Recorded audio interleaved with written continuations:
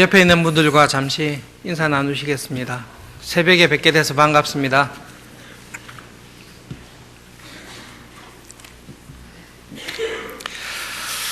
하나님께서 사무엘에게 사람은 외모를 보지만 하나님은 그 마음의 중심을 본다라고 말씀하셨습니다.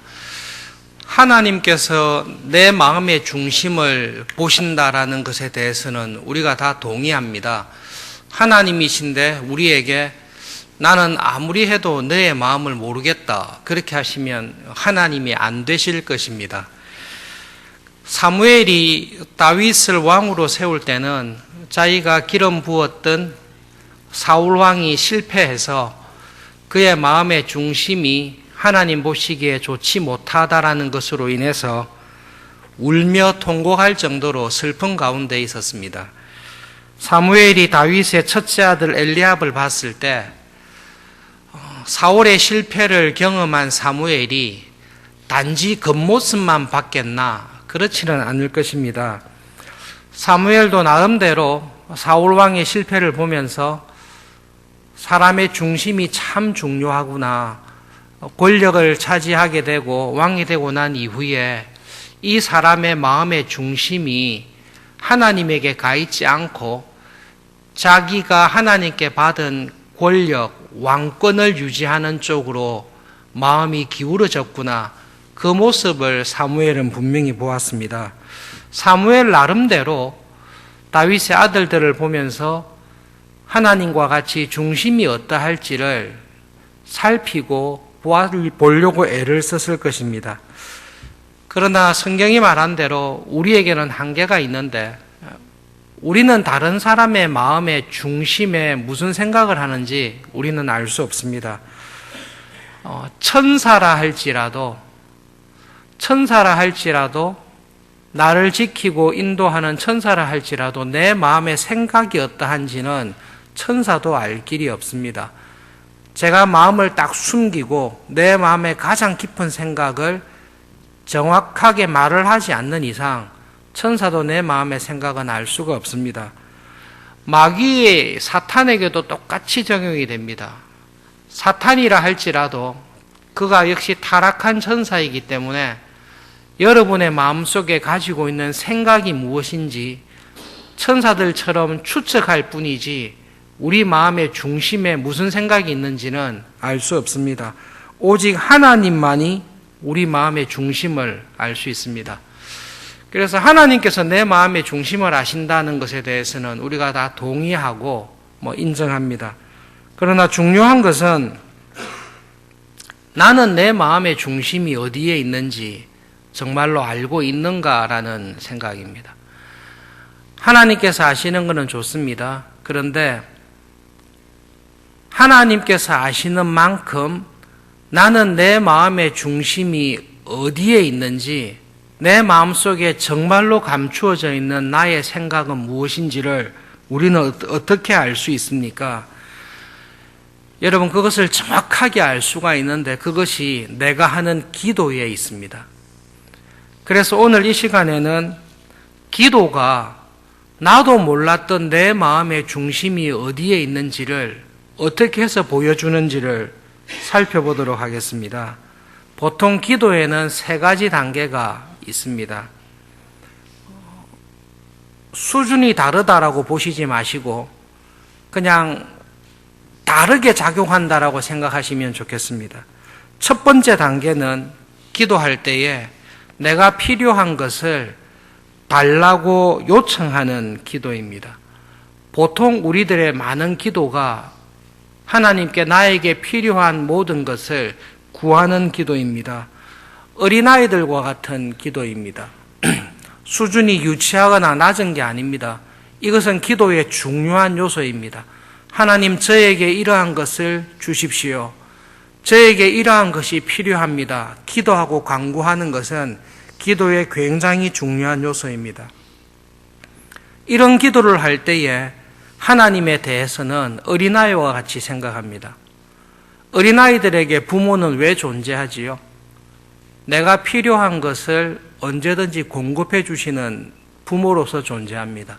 어린아이에게는 항상 어려움이 있을 때마다 아버지 어머니에게 가서 간구하고 울고 요청하면 아버지 어머니는 내가 필요한 것을 항상 공급해 주십니다. 여러분, 이런 기도가 절대로 수준이 낮은 기도거나 유치한 기도가 아닙니다. 그것을 꼭 기억하실 수 있기를 바랍니다. 기도 생활을 오래 하시고 신앙이 성숙한 교인들 가운데 하나님 앞에 이렇게 달라고 하는 기도하기가 조금 쑥스러워서 잘 안 하는 경향이 간혹 발견됩니다마는 예수님께서는 달라고 하는 이 기도가 유치하거나 빨리 벗어나야 될 기도라고 가르치신 적은 한 번도 없습니다. 주기도문을 자세히 살펴보십시오. 거의 뒷부분은 달라는 것입니다. 일용할 양식을 주십시오. 나에게 필요한 모든 것을 주십시오. 시험에 들지 말게 해 주십시오. 아예 시험이 있지 않도록 지켜주십시오. 악한 자가 나를 넘어뜨리려고 할 때에 그 악한 자를 하나님께서 제어해 주십시오. 예수님께서는 이 땅에 계실 때 요청하며 간구하는 사람들의 기도를 적극적으로 들으셨습니다. 우리가 잘 아는 믿음의 선배인 마틴 루터는 기도를 가르치면서 이렇게 이야기했습니다. 여러분 앞에 치마를 이런 거죠. 보자기를, 여러분의 보자기를 활짝 펼치고 하나님께 받고 싶은 것을 다 말씀하시고 여러분이 얼마나 넓게 펼치고 있는지에 따라서 하나님께서 응답해 주실 것입니다. 그 하나님의 응답을 풍성하게 누리십시오. 기도의 중요한 요소로 가르쳤습니다. 이런 기도를 계속하다 보면 기도의 두 번째 단계로 자연스럽게 올라가게 됩니다. 여러분, 현실적으로 간절히 원하는 게 있으시죠? 그 간절히 원하는 게 있어서 절박하게 있어서 하나님 앞에 나와서 1시간, 2시간씩 하나님 이게 꼭 필요합니다. 주십시오라고 기도를 계속 하신다고 하면 얼마 동안 며칠간 그 기도를 하실 것 같습니까? 하나님 저에게 이거를 주십시오 라는 기도가 절박해서 계속 기도하는데 하나님 앞에 나와서 1시간, 2시간씩 이걸 달라고 계속 기도하다 보면 그 기도를 한 일주일간 계속 하실 수 있겠습니까? 일주일 동안 계속 그 기도만 되겠습니까? 기도에 놀라운 비밀이 있습니다. 정말로 내가 필요한 것을 가지고 하나님 앞에 나와서 달라고 끊임없이 구하다 보면 내 마음속에 이 정도 기도했으면 하나님께서 내가 원하는 것을 들으셨겠다라는 생각이 들 때가 있습니다. 내가 하고 싶은 말을 하나님께 다 하고 나면 기도가 어떤 단계에 들어가는가 하면 내가 이렇게 하나님께 간구했는데 하나님께서는 내가 기도한 것에 대해 어떻게 응답해 주실까? 자연스럽게 하나님의 뜻이 무엇인지를 묵상하게 되는 단계로 반드시 넘어가게 되어 있습니다. 내가 필요한 것을 요청하다가 기도의 어떤 순간에 이르게 되면 하나님께서 원하시는 것이 무엇일까?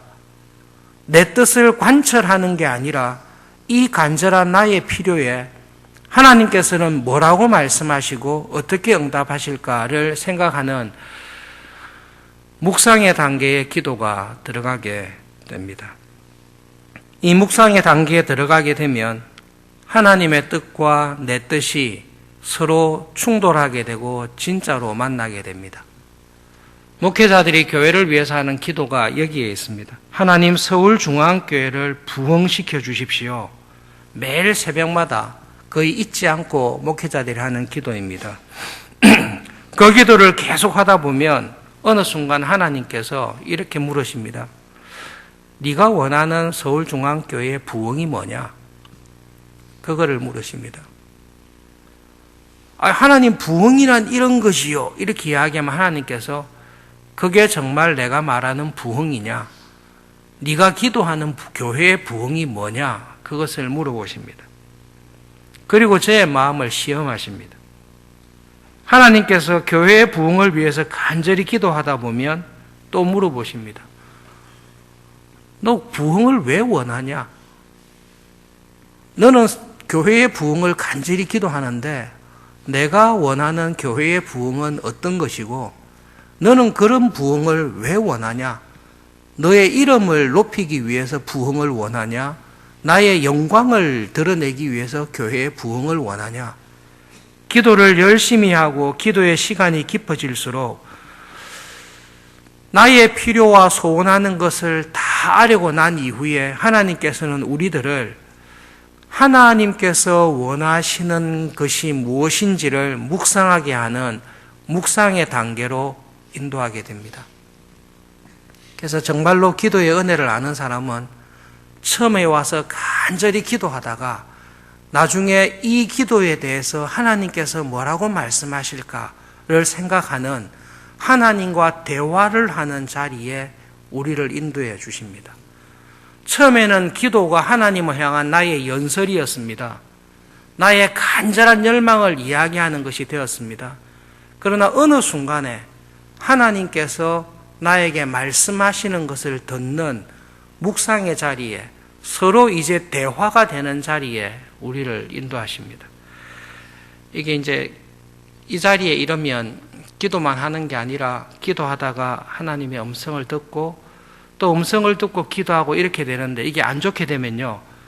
하나님께 기도하다가 하나님 말씀하실 때는 졸다가 또 일어나서 기도했다가 묵상하면 또 졸다가 좀 이렇게 딜레마에 빠지게 되는데 어쨌든 기도가 가게 되면 하나님 앞에 내 마음을 다 토해 놓는 것을 하면 하나님께서 나에게 말씀을 하시게 됩니다. 그러면 내 마음의 중심이 내 안에서 내가 몰랐던 내 마음의 중심이 딱 드러나게 됩니다.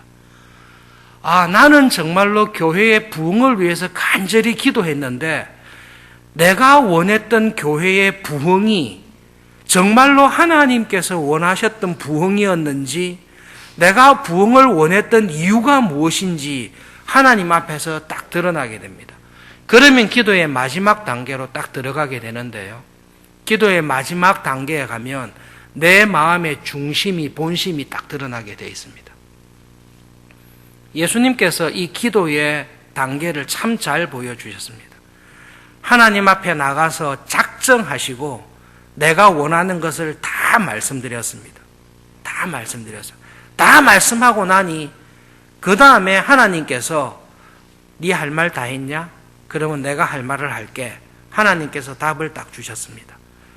이렇게 대화를 하고 나면 마지막에 본심이 내 마음의 중심이 딱 드러나는데 예수님의 중심이 어디 있는가 하면 십자가를 지는 게 아버지의 뜻이면 좋습니다.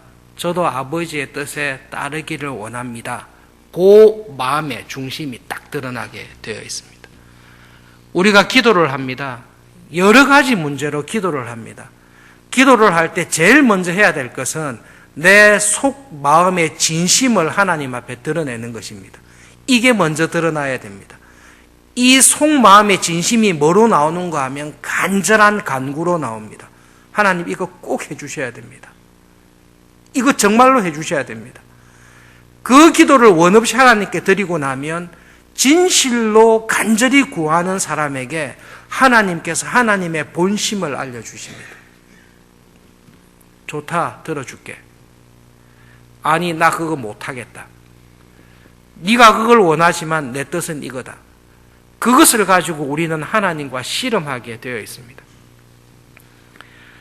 묵상의 기도를 하고 하나님의 음성을 들은 사람은 기도가 무엇인지를 아는 자리에 이르게 됩니다. 여러분, 기도는 하나님을 통해서 내 뜻을 이루는 게 기도가 아니라 나를 통해서 하나님의 뜻이 이루어지기를 기도하는 것이 그것이 기도입니다. 우리는 이것을 하기 위해서 하나님 앞에 나와서 기도하며 이 새벽에 애를 쓰고 있습니다. 우리들은 보통, 교인들은 보통 기도하지 않습니다. 왜 기도하지 않습니까? 간구할 것이 별로 없기 때문입니다. 여러분, 건강하고 손으로 하는 모든 일이 잘 되고 자녀나 세상의 모든 문제가 하나도 없을 때 우리는 좀처럼 기도하는 자리에 나오지 않습니다. 그때 우리의 기도는 이겁니다. 하나님 건드리지 말아주세요. 저는 지금 상태가 이 세상 살기에 가장 적합한 상태니까 하나님 저를 도와주시려고도 하지 마시고 저를 어렵게도 하지 마시고 하나님 그냥 요 상태로 요 스페이스를 유지하면서 갈 수 있도록만 해 주십시오. 그래서 보통 우리의 기도는 기도를 하지만 우리의 중심은 어디 있는가 하면 하나님 건드리지 말아주세요. 그냥 이 상태로 가면 됩니다. 그 상태로 어느 정도 선을 유지하고 가려는 경향이 우리 안에는 본성적으로 있습니다. 그것이 하나님을 가까이 하는 길이 아니라 일정한 거리를 두고 가까이 하기에는 조금 불편한 하나님으로 평생 가려고 하는 복되지 않은 자리에 있기 때문에 그런 경우에 하나님께서 한 번씩 우리를 찾아오셔서 하나님 가까이로 우리를 불러주십니다. 그럴 때 우리에게 무엇을 주시는가 하면 환난을 주시거나 질병을 주시거나 연약함을 주십니다. 왜냐하면 그런 어려움이 당할 때 우리는 정신을 차리고 하나님 앞으로 달려가기 때문에 그렇습니다. 하나님 앞에 달려가서 물어봅니다. 하나님, 왜 저에게 이런 일을 허락했습니까? 이런 거 안 해도 잘했을 텐데 왜 이런 거 허락했습니까? 라고 하나님 앞에 물어봅니다. 그럼 하나님이 우리에게 물어보시죠. 너 정말 이런 일 없었더라도 내한테 이렇게 달려와서 하나님의 뜻이 무엇인지를 너 정말로 물었겠냐? 내가 너에게 이런 어려움을 준 것이, 이런 환난을 준 것이 너를 저주하기 위해서 줬냐? 너를 복되기 위해서 줬냐? 다시 물어보십니다. 그리고 이 기도의 과정에 들어가서 하나님과 싸운 사람은 놀라운 고백을 하는데요.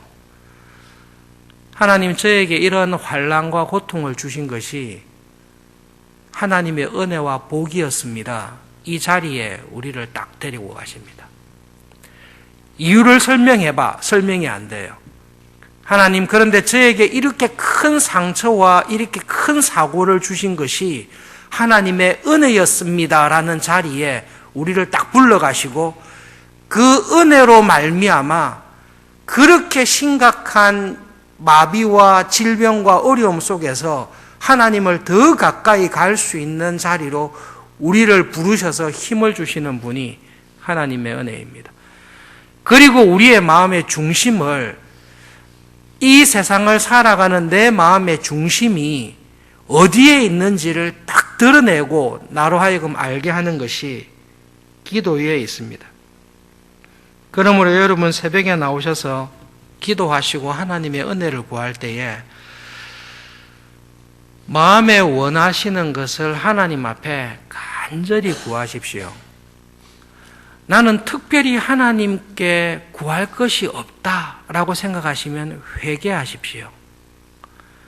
지금 믿음의 눈으로 교회를 바라볼 때에, 우리 교회를 바라볼 때에, 우리 교회에 소속되어 있는 교인들의 형편과 처지를 볼 때에 기도할 제목이 없다라는 것은 눈이 감겨져 있는 것입니다. 내 삶을 돌아보니 나는 특별히 밤새서 이렇게 새벽에 나와서 기도할 간절한 기도 제목이 없다라는 것은 눈이 감겨져 있는 것입니다. 기도할 일이 정말로 많이 있습니다. 그리고 기도할 때에 마음의 중심을 가지고 기도할 때에 하나님께서 내 기도에 대답해 주시는 말씀에 귀를 기울이시고 들을 수 있기를 바랍니다. 여러분, 그것은 그냥 새벽 기도에 나와서 30분, 1시간 기도하는 게 아니라 그 생각을 하나님께서 나에게 원하시는 것이 뭘까라는 기도의 자리에 들어가시면 어느 곳에 있든지 하나님의 뜻을 묻는 기도를 하면서 살 수밖에 없는 그 은혜로 우리를 딱 들어가십니다. 사도 바울이 항상 기도해라. 세상에 어떻게 24시간 기도하냐? 아니요. 이 묵상과 기도의 자리에 들어가시면 내가 항상 기도하고 있구나라는 것을 알게 하십니다. 정말로 알게 하십니다. 그리고 이 묵상의 기도 가운데 하나님과 끊임없이 이야기를 하다 보면 하나님께서 정말로 내 마음의 중심이 어디가 있는지 그것을 보여주시고 내 마음의 중심의 방향을 하나님의 나라와 뜻을 이루는 쪽으로 교정시켜 주시고 바꾸어 주십니다. 여러분, 제가 저의 신앙생활 가운데 제가 참 기도가 부족한 사람입니다. 제가 기도가 참 부족하다는 것은 대학 시절에 경건의 훈련을 받을 때부터 제가 느꼈던 것입니다. 말씀적으로는 하나님께서 좋아하고 은혜를 주셔서 계속 간다는 걸 아는데 기도는 어느 순간 올라갔다가 정체되어 있고 다운되고 또 올라갔다가 내려갔다가 지금 제 기도를 보면 제일 많이 불만스럽게 하는 부분이 기도입니다. 아내가 저를 향해서 하는 말이 있습니다. 새벽 기도 가서 졸지 마시오.